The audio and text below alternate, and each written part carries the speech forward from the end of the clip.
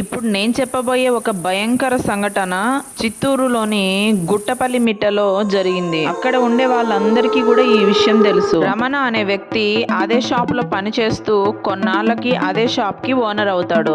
ఇది చూసి ఓర్వలేని అతని స్నేహితుడు బ్లాక్ మ్యాజిక్ చేసే వ్యక్తిని కలుస్తాడు. బ్లాక్ మ్యాజిక్ చేసే వ్యక్తి చెప్పిన దాని ప్రకారము కష్టపడి అతని వెంట్రుకలు, అతను వాడిన వస్త్రాన్ని, వాళ్ళ ఇంటి నుంచి కొన్ని ఎండు మిరపకాయలను తీసుకొచ్చి బ్లాక్ మ్యాజిక్ చేసే అతనికి ఇస్తాడు. తర్వాత ఆ బ్లాక్ మ్యాజిక్ చేసే అతను, ఇక నువ్వు నన్ను కలవాల్సిన అవసరం లేదు, నెక్స్ట్ వచ్చే అమావాస్య రోజు నా పని నేను ప్రారంభిస్తానని చెప్పి వెళ్ళిపోతాడు. అప్పటి నుండి ఎంతో హెల్తీగా ఉన్న రమణ ఆరోగ్యము క్షీణిస్తుంది. హెయిర్ మొత్తం లాస్ అయిపోయి బట్టతల వచ్చేస్తుంది. చాలా సన్నగా అయిపోతాడు. ఏ డాక్టర్ దగ్గరికి వెళ్ళినా అంతా బాగుంది, ఏం ప్రాబ్లం లేదు, హెల్త్ ఫుడ్ తీసుకుంటే సరిపోతుంది అని చెప్పి పంపిస్తారు. తర్వాత కొన్ని డేస్ కి ఏ కారణం లేకుండానే శరీరం పైన గాయాలు, రక్తం కారడం మొదలవుతుంది.